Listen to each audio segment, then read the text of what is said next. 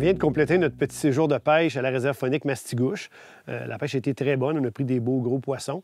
Les conditions auxquelles on a été confrontés ici, c'est des conditions que j'appellerais de début d'été. Haute surface, autour de 65 Fahrenheit. La truite avait commencé à descendre dans la colonne d'eau pour trouver de l'eau plus froide. À ce moment-là, un des défis, c'est de faire descendre nos présentations plus bas dans la colonne d'eau. Je vous présente la technique qui a été la meilleure pour nous pendant notre séjour ici. On a pris des gros poissons avec ça. On a même fait un doublé. Je vous explique comment ça fonctionne dans le détail. Au niveau de l'équipement, la canne que j'utilise pour faire ça, c'est une canne de 7 pieds de longueur, de puissance moyenne et d'action rapide. Généralement, la truite mouchetée, je vais souvent utiliser une canne de puissance moyenne légère. Mais cette fois-ci, je veux une canne de puissance moyenne, entre autres en raison du lest que j'utilise pour faire descendre ma présentation en profondeur. Celle que j'ai en main, c'est une Fenwick Eagle. C'est une canne qui fait très, très bien le travail, puis c'est très, très abordable. Le kit que j'ai en main, c'est à la portée de toutes les bourses. Le moulinet, c'est un Pflueger Supreme.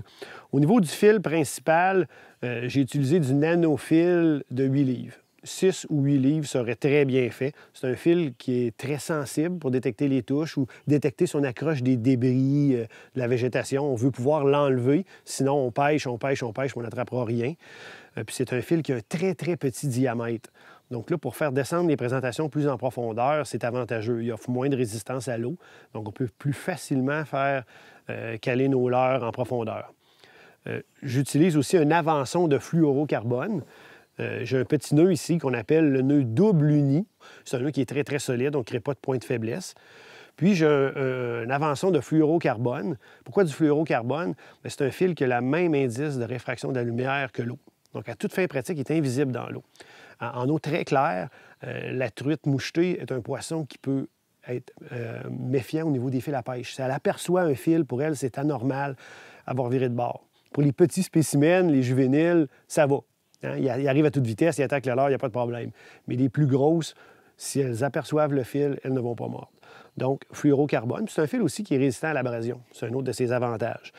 C'est du 8 livres de résistance que j'ai utilisé pour ça. Pourquoi si gros? Parce qu'en fin de compte, on ne prend pas d'huile livres, on ne prend pas de poisson de 8 livres généralement quand on pêche la truite mouchetée. Bien, de toute façon, puisqu'il est invisible, je peux me permettre de le prendre un petit peu plus gros, sans risquer que les truites le voient. Au bout de ça, très simple, un émerillon à billes. C'est important parce que c'est une cuillère qu'on va utiliser sur le montage, donc un petit émerillon à billes de qualité. On n'essaie pas de sauver des sous sur des pièces d'équipement comme ça, parce que si lors du combat avec une grosse truite, l'émerillon se brise, on perd notre capture. C'est quelques sous seulement, ça, ces petits émerillons-là. Au bout de ça, notre meilleure cuillère pendant notre séjour, qui est une cuillère que habituellement j'utilisais pour la truite grise avec beaucoup, beaucoup de succès. Mais en fin de compte, une grise, par exemple, de 3 livres ou une mouchetée de 3 livres, c'est des poissons assez similaires. C'est des cousins proches. Donc, j'ai choisi cette fois-ci de l'utiliser à la truite mouchetée, puis j'ai eu beaucoup, beaucoup, beaucoup de succès avec cette cuillère-là. En apparence, une cuillère de ce type-là, surtout pour un pêcheur de truite mouchetée, on a l'impression que c'est bien plus un attracteur qu'autre chose. La cuillère, lorsqu'on est en déplacement, émet beaucoup d'éclats lumineux, de vibrations pour attirer la truite de loin. Mais quand on parle d'un modèle comme celui-là, qui est mince, exactement en plus avec ce fini-là, qui est un peu comme des écailles de poisson, ça ressemble vraiment à un petit poisson. Alors, regardez nager une cuillère comme ça sur le bord de l'embarcation quand vous êtes en mouvement. Vous allez voir que ces mouvements dans l'eau, c'est assez incroyable comment ça peut avoir l'air d'un vrai poisson. Donc, j'enlève pas le trépied, parce que sur un montage comme celui-là, elle a vraiment 2 rôles, la cuillère. Oui, comme je viens de le dire, c'est un attracteur pour attirer la truite de loin, mais quand elle s'approche, pour elle, c'est un petit poisson, c'est une proie potentielle. Donc, je l'accroche au bout de ma ligne, sur mon émerillon. Voilà. Puis ce que j'ai ajouté cette fois-ci à mon montage, moi, j'aime beaucoup les présentations avec plus d'un leurre. Supposons que cette cuillère-là a fait son rôle d'attracteur. La truite s'est approchée, mais elle est dans un niveau d'activité relativement faible. Elle a juste été curieuse, elle veut voir qu'est-ce que c'est, mais elle n'a pas particulièrement faim. Fait qu'une cuillère, dans ces conditions-là, qui fait beaucoup d'éclat, peut-être que ça n'approchera pas, puis elle ne viendra pas l'attaquer. Fait que moi, j'aime avoir un deuxième leurre un peu plus haut, qui sera, lui, plus subtil.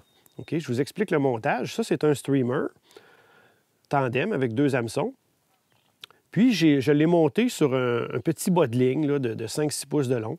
avec une petite boucle. Tout simplement comme ça.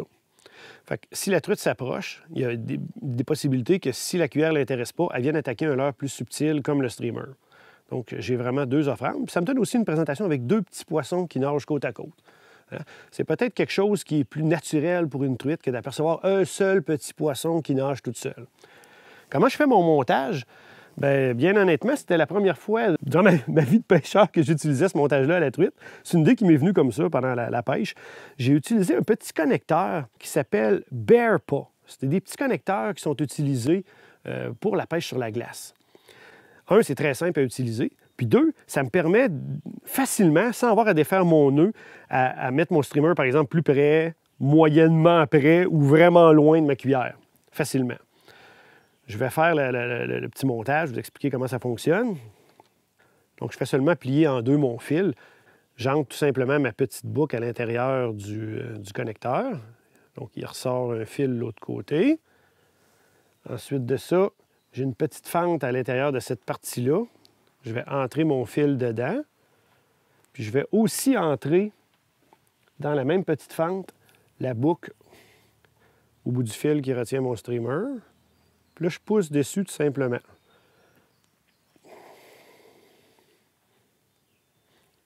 Et voilà. Savez-vous quoi? Quand on fait une démonstration, ça arrive souvent. Je l'ai mis à l'envers. On va recommencer la manœuvre. La partie la plus étroite, voilà, la partie la plus étroite dans le connecteur. Je replace mon fil et je pousse. Voilà. Fait que ça me donne mon streamer comme ça qui est monté, puis que je peux déplacer facilement sur le fil principal. Donc, voilà mon montage. Sauf que, comme je l'ai mentionné, les truites étaient en profondeur. Si je pêche à la traîne avec ça, je vais descendre tout ou plus quelques pieds sous la surface. J'ai besoin d'un système pour faire descendre ce montage-là, soit à la hauteur des truites ou même idéalement un peu au-dessus d'elles. Le champ de vision du poisson est légèrement orienté vers le haut. Donc, en lui présentant ça un peu au-dessus d'elle, c'est en plein dans son champ de vision. Elle va donner quelques coups de queue pour venir s'en saisir. Le système que j'utilise pour faire descendre ça en profondeur, ça s'appelle des plombs à pince. Okay? J'en ai un ici dans mes mains. La technique est très simple. C'est qu'on va prendre ce plomb-là, on va sortir environ 50 pieds de fil, on le pince sur notre fil. À l'intérieur de la pince, là, il y a vraiment une espèce de petite pine, appelons ça comme ça, qui sort. Il faut s'assurer de descendre le fil profondément dans la pince, plus bas que cette petite pine-là. Donc, c'est pincé. On libère à nouveau 50 pieds de fil. Hein? Communément, on appelle ça la méthode 50-50, parce que j'ai mon leurre, 50 pieds de fil, mon plomb, 50 pieds de fil, ma canne à pêche. Okay? Quelle quantité de poids je dois mettre pour atteindre la profondeur voulue? On utilise des tables pour ça. Donc, j'ai un tableau ici qui me dit, si je veux descendre, par exemple, à 20 pieds et que je compte aller environ à 2000 à l'heure, j'ai besoin de 3 onces de plomb. Donc, c'est un système qui nous permet une belle précision pour amener nos leurres en profondeur. Un peu sous le principe de Marc-André, pendant la pêche, disait, c'est un peu comme un mini downrigger. En quelque sorte, c'est vrai. Mais on n'a pas besoin d'avoir ça à bord, comme ici, quand on fait un portage ou on est dans des petites chaloupes. Bien, on peut y aller avec ce système-là. Vous allez très bien sentir la touche quand même, ça n'interfère pas. Ça ne change pas du tout l'action du leurre parce qu'il est très loin avant du leurre. Quand on capture un poisson, le truc, c'est qu'on laisse l'embarcation embrayer, peut-être au minimum. On ramène notre poisson. Puis quand on voit le plomb arriver près de la canne, soit vous, soit un autre pêcheur s'approche, enlève la pince, ça se fait très rapidement, on s'assure qu'on ne laisse pas de lousse, puis ça aide en laissant l'embarcation embrayer. Puis là, si on veut, on peut referrer, mais souvent, c'est même pas nécessaire. Puis là, on ramène notre poisson, puis voilà. Donc ça, c'est une technique vraiment très bonne pour capturer de la truite mouchetée quand elle est descendue plus en profondeur dans la colonne d'eau. Bonne pêche, à la prochaine.